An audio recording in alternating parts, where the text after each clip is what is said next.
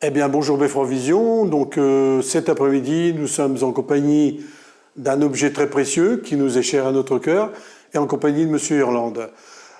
Tout simplement pour vous parler d'un objet dont la ville a fait l'acquisition il y a quelque temps à travers une vente aux enchères d'objets de collection ayant appartenu au maréchal Mortier, duc de Trévise, maréchal d'Empire qui a servi l'empereur, qui a également servi le roi et qui est mort sous les balles pour protéger justement ce fameux roi.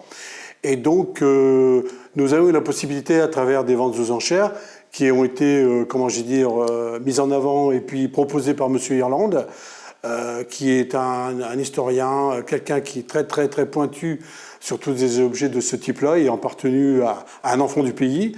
Donc, pour rendre hommage au maréchal, pour également garder une partie de notre histoire, puisqu'il fait partie de notre histoire, même s'il n'a pas été fabriqué à Le Cateau, mais il a appartenu donc à Mortier, Édouard Mortier, et donc nous en avons fait l'acquisition après l'accord du conseil municipal.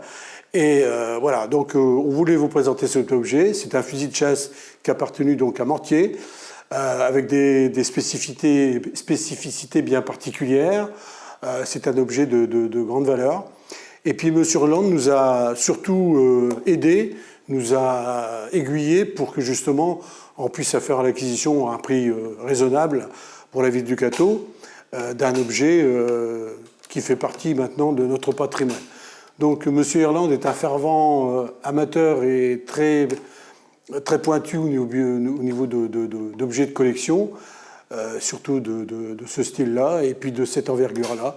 Donc je vais lui laisser la parole pour qu'il lui explique un petit peu la genèse de ce fusil, pourquoi et comment il fonctionne, parce que c'est un fonctionnement un peu particulier. Bon, les amateurs d'armes anciennes, je pense, vont s'y retrouver, mais ce que je peux vous dire, c'est qu'il y a des petites choses très singulières par rapport à la mise à feu de ce fusil à travers un morceau de silex qui, en percutant un objet métallique, ou tout de moins une petite plaque mécanique, va mettre le feu à la poudre, qui elle-même va s'enflammer et expulser la balle qui se trouve dans les canons. Monsieur Irlande, je vous laisse la parole pour aller un peu plus loin dans l'explication de notre fusil. En fait, c'est très simple pour moi. C'est au mois de mars. Je reçois un coup de fil d'un ami expert de longue date, M. Jean-Claude D. Il me téléphone. Il me dit: Jean-Marie, tu vas bien? J'ai quelque chose pour toi. Tu es toujours intéressé par le maréchal Mortier? Oui, qu'est-ce qui se passe? Écoute, je fais une vente Empire très importante. Ça va se passer à Fontainebleau. Et on nous a confié beaucoup de choses sur le Premier Empire, et notamment le fusil de chasse qui a appartenu au maréchal Mortier.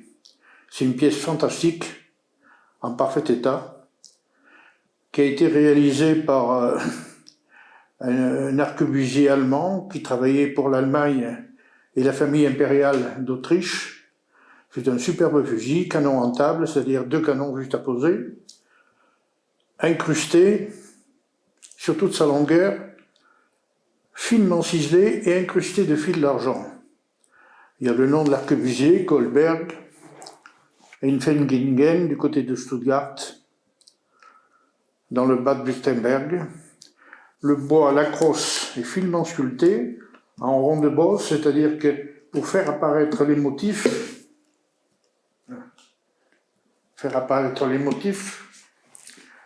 il faut dégager le bois, dégager tout le bois pour faire apparaître les motifs. Il est à double platine à silex. À l'époque, les armes fonctionnaient avec du silex, de la poudre noire. Tout fonctionne parfaitement bien. Toutes les pièces sont d'époque. Les silex, probablement pas. Mais la platine, le système de mise à feu, double, d'époque, monté à roulette. Ce qui est très rare, c'était le signe des armes de luxe, de grand luxe. Et je pense que pour le maréchal Mortier, il fallait que ce soit une arme de premier plan, de haut niveau, de grande intensité. Voilà, donc dans la crosse, Et il y a des grandes incrustations de laiton, de motifs de chasse, la cynégétique. Sa baguette est d'origine également. La baguette poule chargée. Oui, je tiens.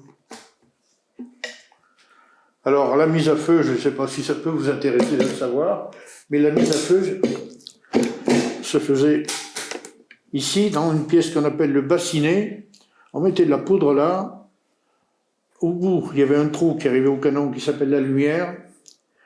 Pour couvrir ce bassinet, pour éviter que la poudre parte par coup de vent, c'était recouvert par une pièce qui s'appelle la batterie et le silex. Lors de la mise à feu, je vais faire un essai. Lors de la mise à feu, vous allez voir une étincelle. Voilà. Le coup partait, transmettait par l'étincelle le feu à la poudre et le coup partait. Brum. Ça se faisait un peu en 2 temps, en moins d'1 seconde. Brum, brum. Bon. Mais toutes les armes à feu de l'époque fonctionnaient comme ça.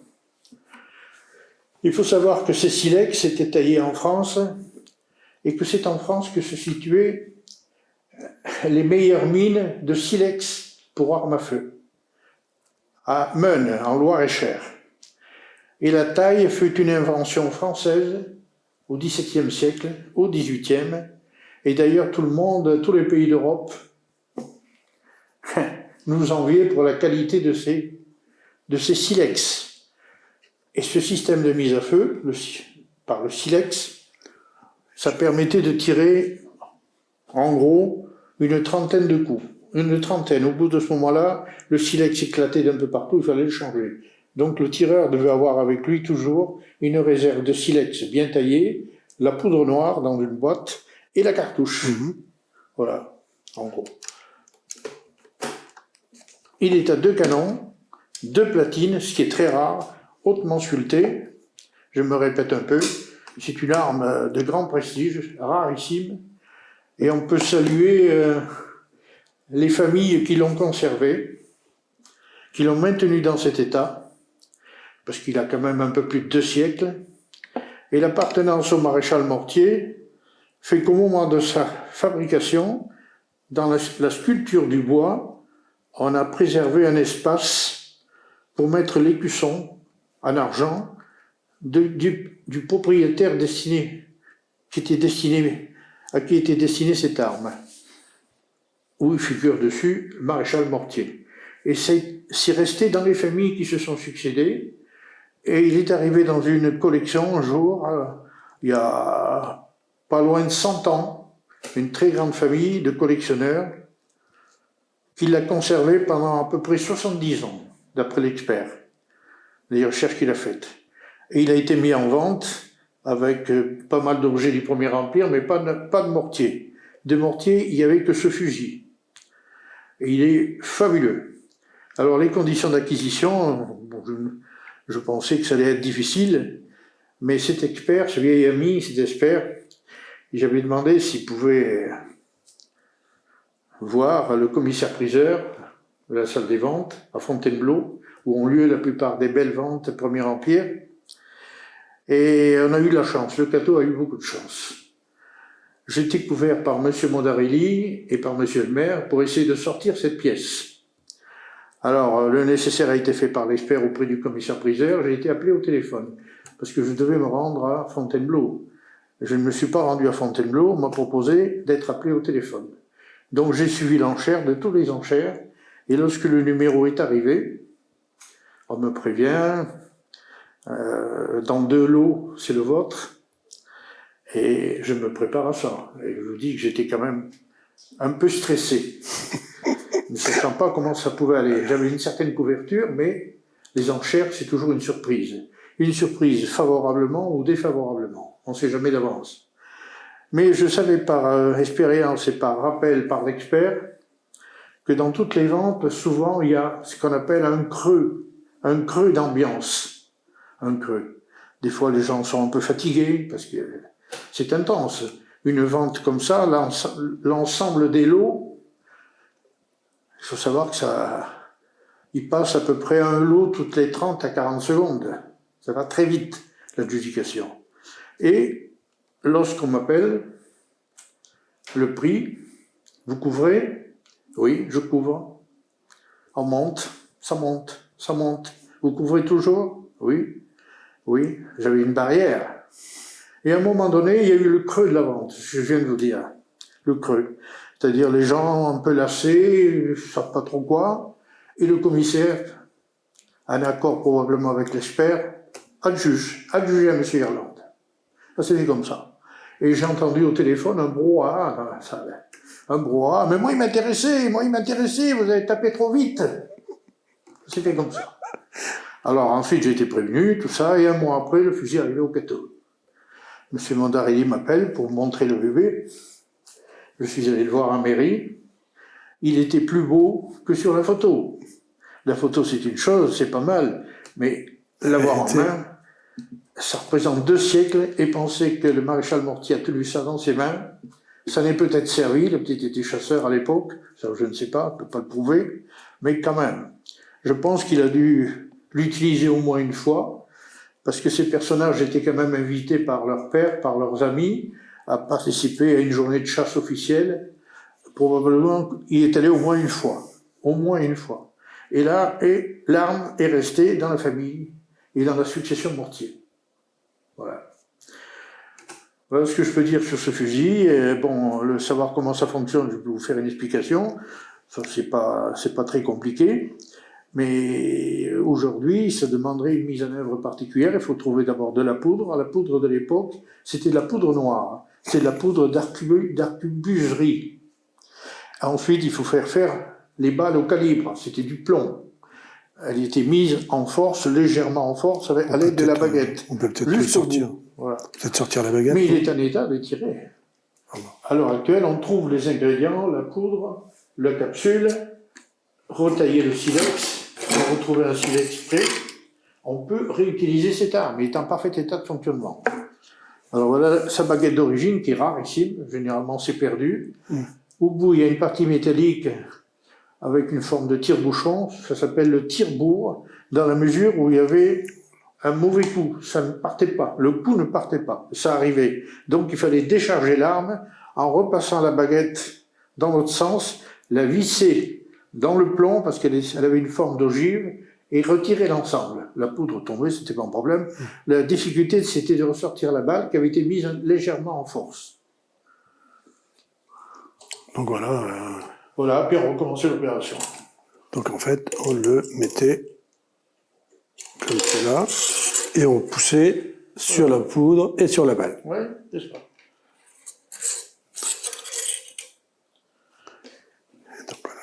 Et ce système d'armes de fonctionnement avec platine à silex, ça date de la fin du XVIIIe. Et ce système fut utilisé jusqu'à l'arrivée de la modernité, on peut appeler ça comme ça, en 1830.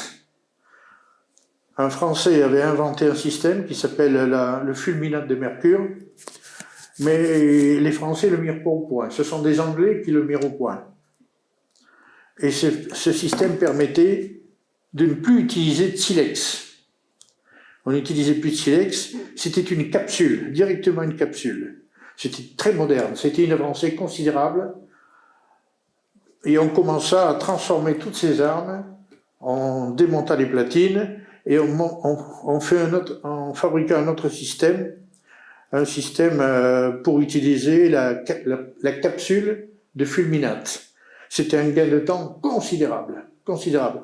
On n'avait plus besoin de silex et ça fonctionnait très très bien. Et ce système dura jusqu'à la fabrication de la cartouche métal dans le Second Empire, en 1860 environ. Donc cette arme, le silex, cette arme-là a dû être réalisée fin 18e et elle a été utilisée en l'état jusque dans le milieu du 19e. Mais Mortier et Maréchal n'étaient plus là. Par la suite, est-ce qu'on l'a utilisé? Je ne sais pas. Je pense que cette arme-là a été rangée dans un râtelier ou dans une armoire, et surtout les héritiers, les nombreux héritiers, en ont pris un grand soin. Il a conservé son bleuis d'origine, le bleu d'origine, la ciselure est intacte, il n'y a pas un manquement, il n'y a rien, il n'y a pas une seule manque. Il y a eu une seule manque, il y a eu seulement un accident au bois qui a eu une ancienne réparation. mais c'est son bois, c'est de la ronce de noyer, c'est quelque chose de formidable. Et il faut savoir que la plupart des platines, à l'époque, sur les fusils fabriqués en Allemagne, n'étaient pas signées, mais le fabricant signait sur le canon. Et cet artisan, cet arquebusier s'appelait Koerberg.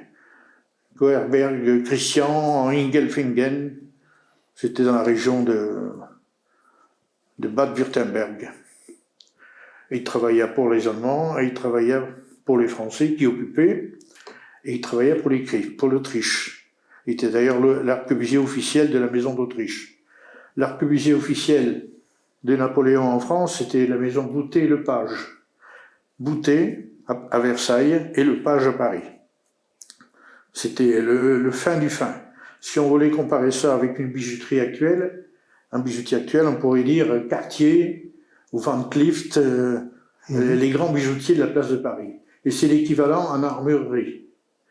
Une pièce pareille devait d'ailleurs coûter très cher à réaliser. Très très cher. Mais bon, le maréchal Mortier était une grande personnalité. Il devint maréchal par Napoléon Bonaparte durant le Premier Empire. Il devint encore maréchal sous Louis XVI, pas Louis XVI, Louis XVIII, sous la Restauration, et sous Louis-Philippe. Il a servi l'Empire et les rois. Mais c'est quand même quelqu'un d'important, de très important. Il est originaire du Cateau, ça tout le monde sait, il y a sa statue en haut, les catésiens le savent, d'autres le savent aussi. Et cette pièce a vraiment sa place au Cateau, vraiment c'est magnifique. Et je me réjouis pour tout le monde, pour les catésiens et les catésiennes, s'ils sont sensibles, un jour ils iront le voir. Je pense que les futurs mariés, lorsqu'ils vont dans le salon d'honneur, jetteront un coup d'œil à tout ça, voilà. Ils en auront entendu parler grâce à vous, grâce à tout le monde. C'est une pièce forte, forte. Pour trouver l'équivalent de ça, il faut aller au musée à Paris, aux Invalides, et encore, au musée de la Chasse. Je suis d'ailleurs assez étonné que le musée de la Chasse n'ait pas préempté vu la propriété de la pièce. Ils l'ont peut-être pas su d'ailleurs. Mais monsieur Ruland, très haut niveau. Une question de béotien. Un fusil comme celui-là, c'est vrai, il est superbe. Il est vraiment, on voit la qualité artisanale qu'il y a derrière tout ça. Mais par contre, pour l'utilisation, bon, que ce soit au mortier par exemple, est-ce que réellement ça avait une bonne précision, ou alors il fallait avoir une certaine expérience d'utilisation pour, disons, atteindre sa cible? En l'occurrence, voilà. La distance maximum d'utilisation d'une arme à silex, la distance maximum, c'était 100 mètres. Mais la distance pratique, c'était, avec un maximum de précision, c'était 50 mètres. 50 mètres. Dans la mesure où tout fonctionnait, était bien, l'approvisionnement était bon, la poudre, le silex, que c'était sec et propre, et qu'on avait le temps de tirer. Mais il faut savoir qu'il y avait beaucoup de ratés. Beaucoup de ratés. À la fois, si les soldats en face avaient une chance de s'en sortir, le gibier aussi. D'accord. Mais jusqu'à 50 mètres maximum, on avait une chance de toucher. Mais il faut savoir que ce système-là, d'armes, de chasse, a encore été utilisé en France jusque dans les années 30, même après la guerre de 14. Je me rappelle, j'étais enfant, j'avais un voisin chasseur, et il tirait avec un fusil de ce système-là, un seul canon. Mais il utilisait le système de bourrage du canon avec la baguette. Il allait à la chasse encore dans les... j'étais gosse, lui m'a raconté ça, c'était entre les deux guerres, dans les années 30. Des gens chassaient encore avec des fusils à silex. Ça se faisait encore.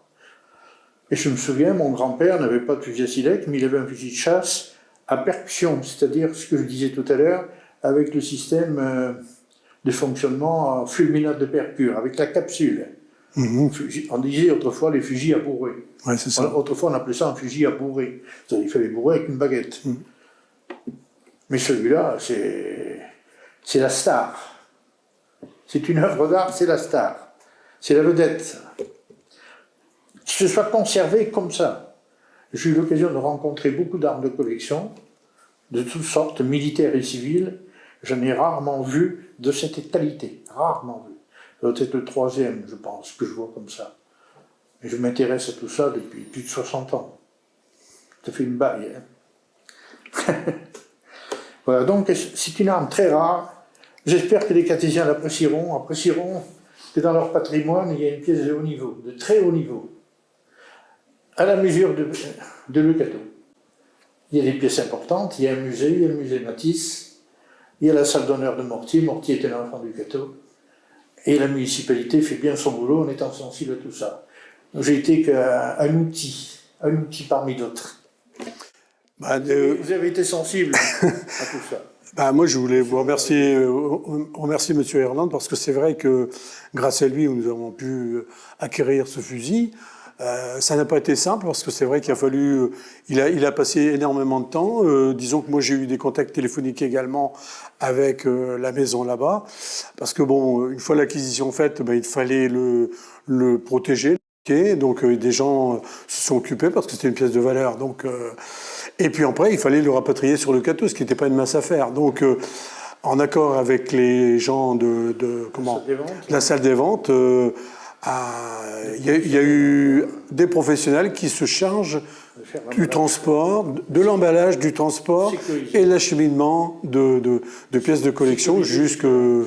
Voilà, donc... et puis, il y a quelques jours, un transporteur est venu spécialement avec un grand carton avec énormément de protection autour. Et sachez qu'il y a une assurance qui a été prise également pour le transport, puisque on n'est jamais à l'abri de rien. Donc voilà, quoi qu'il en soit, c'est une très belle pièce. Et moi, je suis heureux quelque part de pouvoir contribuer à la sauvegarde de notre histoire, de notre ville. Une ville que je connais depuis très longtemps maintenant, que j'aime beaucoup, et je pense qu'une pièce de collection comme ça, dans la mesure de nos moyens financiers au niveau Cateau, quand c'est possible, je pense que c'est important de pouvoir en faire l'acquisition, de pouvoir surtout en faire profiter les Catésiens qui vont pouvoir rentrer dans l'hôtel de ville, et puis où il va être exposé au même titre que d'autres objets d'ailleurs ayant appartenu soit à l'armée napoléonienne ou directement au maréchal Mortier, en l'occurrence ce fusil. Bon, c'est un fusil de chasse, c'est pas un fusil avec lequel il a combattu, mais c'est un objet vraiment très très très bien fait. Et je pense que les images que vous verrez de certaines spécificités de cet objet, à travers les sculptures, comment je vais dire, la sérigraphie, ou tout au moins la finesse de décoration de cet objet, de ce fusil, vraiment est très, très intéressante. Donc j'espère que les Catésiens, s'ils le souhaitent, pour venir au salon de l'hôtel de ville, pour l'admirer. Donc très belle pièce, et puis revient, disons, dans nos murs pour un enfant du Cateau. On peut dire que les communes ayant la chance de tenir un objet souvenir de leur illustre prédécesseur, c'est très rare, très rare. Très peu de communes en France possèdent un objet ayant appartenu à quelqu'un du pays, mais à ce niveau-là, au niveau maréchal de Napoléon. C'est fou, ça. Vous pouvez faire toute la France pour retrouver quelque chose de semblable. On peut trouver des choses semblables dans les grands musées d'État, mais dans les municipalités, c'est très rare. Ils sont plus ou moins sensibles, ou ils ne savent pas comment faire, ou alors ils ne sont pas informés. Les gens n'informent pas. Mais je pense que c'est grâce à des gens aussi comme vous, des passionnés, parce que vous êtes passionné vous êtes un passionné de tous les objets de collection, surtout quand ils sont de cette valeur-là.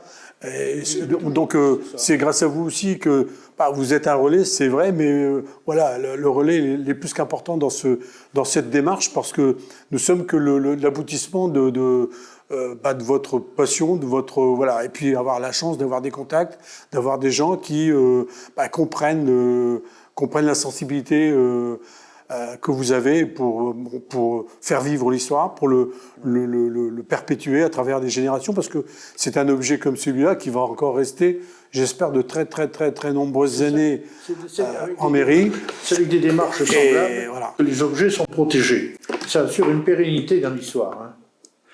Mais cet expert, j'en reviens un peu à ça, cet expert, c'est un ami de longue date, bon, un ami, un copain, tout ça. À chaque fois que je l'ai rencontré, pas souvent, mais téléphoné souvent, oui, écrit souvent, à chaque fois, dans les courriers, je lui disais, tu m'oublies pas quand il y a quelque chose sur Mortier, hein. C'est un truc, t'as quelque chose. Mais à chaque fois, il me répondait, mais des objets sur Mortier, c'est rare, j'en ai rarement vu, rarement. Mais à chaque fois, je te préviendrai. Et à chaque fois, il m'a prévenu, mais il m'avait déjà prévenu pour d'autres choses. Ça n'a pas fonctionné, mais à chaque fois, il me prévient. Et cette fois-ci, il m'appelle encore. J'ai quelque chose sur Mortier, ça t'intéresse toujours? Et oui, pour la commune, oui, ça m'intéresse. Bon, mais je te tiens au courant. Ça a suivi. Il est là. Chapeau, hein. Voilà. Chapeau. Mais, chapeau, mais bon, il y a eu la communication, l'expert, la salle des ventes, les élus du CATO. Moi, je suis un outil parmi d'autres.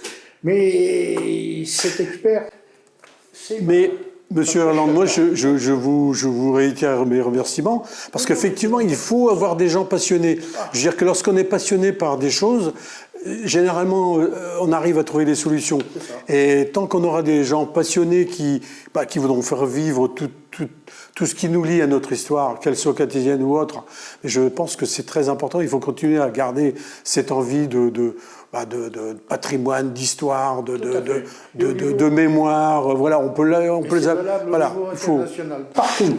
J'ai eu la chance un jour de connaître un Américain, un collectionneur, un amateur, une personne fabuleuse, un ancien colonel de l'armée américaine, qui un beau jour a été mis en contact avec moi. Et quand il disait, quand je viendrai en Europe, je veux voir M. Jean-Marie Irlande. Il est venu me voir au CATO avec sa femme. Il a passé là des heures, c'était fou. Je parlais peu anglais, heureusement, mais j'avais mon fils qui parle couramment anglais, qui faisait une excellente traduction.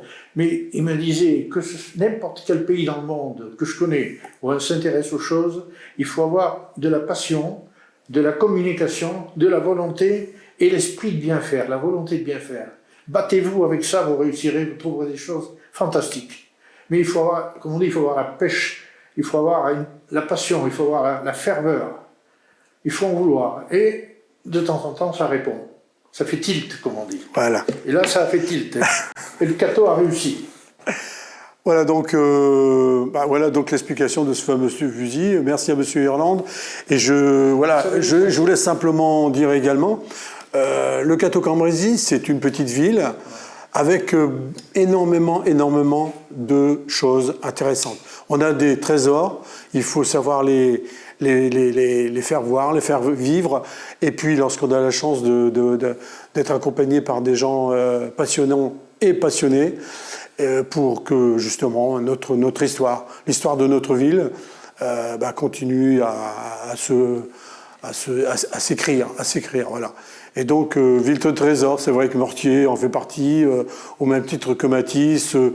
On a eu fait le nom il y a quelque temps avec l'accrochage de son buste dans le nouveau lycée réhabilité, alors que ce tableau a été réhabilité par les amis du Catésie, et donc il a retrouvé le lieu où il était auparavant. Donc Fénelon, quand il a marqué son histoire à travers son règne sur le Cateau.